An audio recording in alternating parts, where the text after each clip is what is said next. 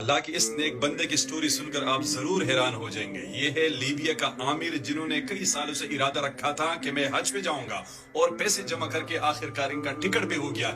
لیکن آگے ہوا کیا، لازمی دیکھیے، 2 منٹ دیجیے ان کو۔ عامر جیسے ہی حج کے لیے ایئرپورٹ پہنچا تو پاسپورٹ میں مسئلے کی وجہ سے ان کو جہاز میں بٹھانے سے منع کر دیا اور تمام مسافروں کا نام لے لے کر سیٹوں پہ بٹھا دیے گئے اور جہاز نے حج کی طرف اڑان بھر لیے۔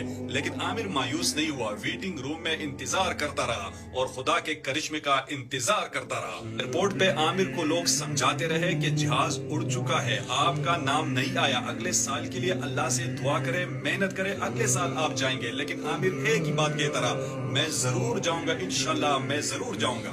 ادھر رب کو کچھ اور منظور تھا۔ جیسے ہی طیارہ ہوا میں بلند ہوا، اچانک اس میں فنی خرابی آ گئی اور کچھ ہی دیر بعد اسی ایئرپورٹ پہ لینڈ کر گیا۔ عامر کو جیسے ہی معلوم ہوا کہ جہاز لینڈ کر گیا اور ایئرپورٹ حکام نے ان کو بٹھانے کی اجازت طلب کی تو پائلٹ نے سیڑھیاں کھولنے سے انکار کر دیا۔ کچھ ہی دیر بعد فنی خرابی دور ہو کر جہاز ایک مرتبہ پھر فضا کی طرف بلند ہوا اور اس بار بھی عامر نہیں لے جا سکے۔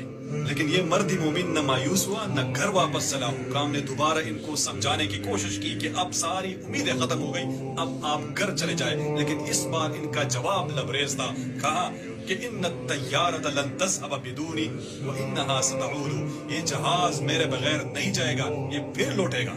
اور حیرت انگیز طور پر وہی ہوا۔ آدھا گھنٹہ جہاز اڑانے کے بعد ایک اور فنی خرابی کی وجہ سے اس ایئرپورٹ پر دوبارہ لینڈ کر گیا اور اس بار پائلٹ نے اسپیشل اعلان کر دیا کہ جب تک عامر سوار نہیں ہوگا میں جہاز نہیں اڑاؤں گا۔